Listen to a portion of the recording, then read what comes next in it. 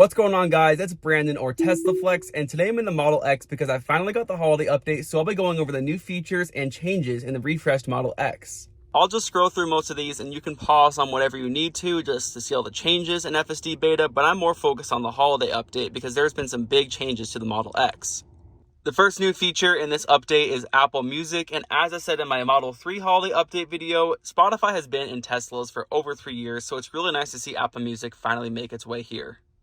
Setting up Apple Music is extremely simple. All you have to do is use your phone to scan the QR code, and then it lets you log into your Apple account.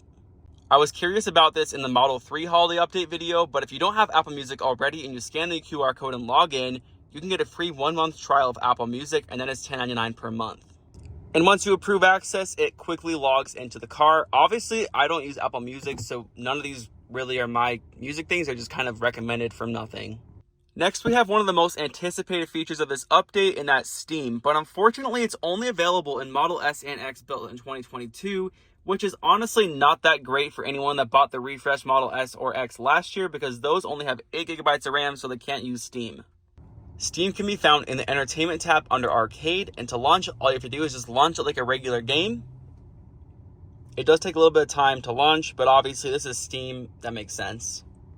To quickly log into Steam, all you have to do is use the Steam app on your phone and scan the QR code, and it quickly lets you log in. And as you can see, it logs in just like that, and I can play any of my games. I just finished installing the first game on the car. I chose Among Us, not really because I like it, just because it's a small game and I can easily show how it works. So if I just click play, it basically mimics what a Steam Deck does, I noticed, because a lot of these say Steam Deck on it, but as you can see, it's moving pretty quick. Okay, so I'm going to try out playing this without a controller. I'm not sure if this will work, but I'm just going to join one and see what happens. Okay, so it looks like so far it's pretty smooth. I don't really know how I'm supposed to move. Yeah, I can't really move or anything. I might actually need to put a controller on. Oh, okay. Just got banned from the room. Cool. So far, Steam is working really well. I have to take some time to familiarize myself with it, but I'll have a video focused just on Steam coming out pretty soon, and I'll do some gameplay and just kind of show how it works on the car. The Zoom app also got added, and I went over this in the Model 3 update video, but I'll go over it again because it uses the cabin camera here, so I'm curious if it shows a better view than the Model 3 was showing. To access the Zoom app, all you have to do is go to the app launcher and open up Zoom, and then it will load for a second. Now I have a meeting loaded up on my phone, so if I go right here and I click start video, this shows me a preview of what it looks like. And as you can see, it's a little zoomed in, I would say. It probably could go further out, but I think they wanted to focus mostly on the driver. I'm not really sure how it would be if there was someone in this seat. Maybe it would just know to move over, but I don't know, it seems better than the Model 3. It seems like I have more headspace. Next, we also have some more usage of the cabin camera, but this time for dog mode, or if you just want to check your cameras from the app, you can now see the interior cabin camera. Now, when I have dog mode enabled, I can just tap this and it will open up the interior camera view. It takes a second to load, but once that flash goes, that means it's going to start loading. And this is what it sees. It can see a lot more than the Model 3. It shows the 2 front seats, the second row, and the third row. So this is really cool. And just like the Model 3, scheduled light shows have been added, and I'll be making a video of at least my 2 Teslas, maybe more, doing a scheduled light show all synced up. Now, it definitely seems like all that they changed with the light shows is that you can schedule it, but when you press this, you actually get a ton of options now. So you can choose between 2 different light shows, or you can add custom light shows, obviously the volume like it used to be. But the cool thing is how you can change it to an exact time. So if you have multiple cars, you say, oh, I want all cars to go at 110, it'll all go at 110. And then if you really don't want to have the doors opening and all this stuff moving, you can turn off dance moves and have it just be a light show. Now this feature is exclusive to the refreshed Model S and X, obviously. It's the rear screen control, so essentially you can control the rear screen from the main display. So if you have little kids in the back, you can actually change stuff for them. To access the rear screen control, all you do is open the app from the launcher, and as you can see, it just mimics the rear display. So whatever you do up here happens in the back.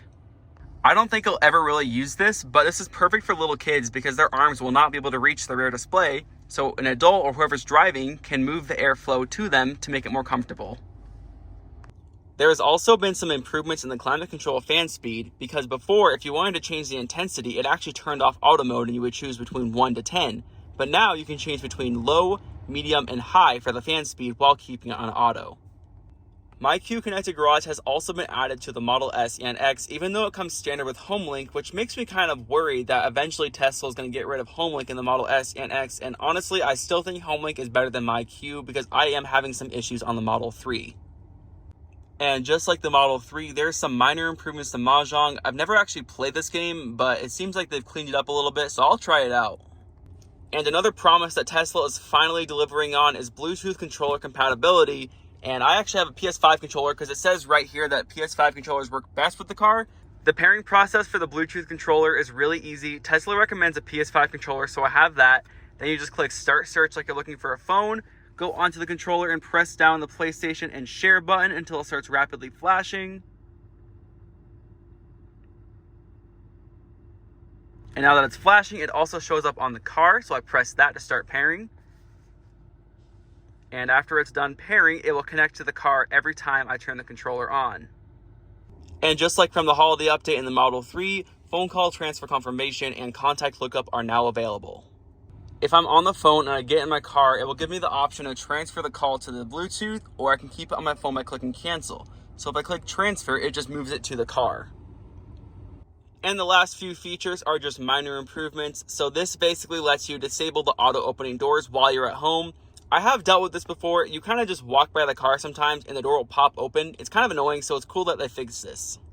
To disable the automatic opening doors while you're at home, you go to the lock settings and then you scroll down and you can check this box. So whenever you're home, the door will not automatically open unless you press the button. And of course, there's minor improvements to the Easter eggs, just like in the Model 3. This lets you use emissions testing mode via the mobile app. The emissions testing mode on the mobile app is pretty much the same as the Model 3, but if I press this, you can see it makes fart noises. So I guess you can confuse people with that. I mean, not really useful, but it's still pretty cool that it's there. And this feature is actually technically new to the refreshed Model S and X because the traditional way of enabling the rainbow mode Easter egg would be pushing down the stalk 4 times, but you can't actually push this down 4 times to enable it, so it just hasn't been here. So now it's just a setting you can turn on in the Model S and X refresh.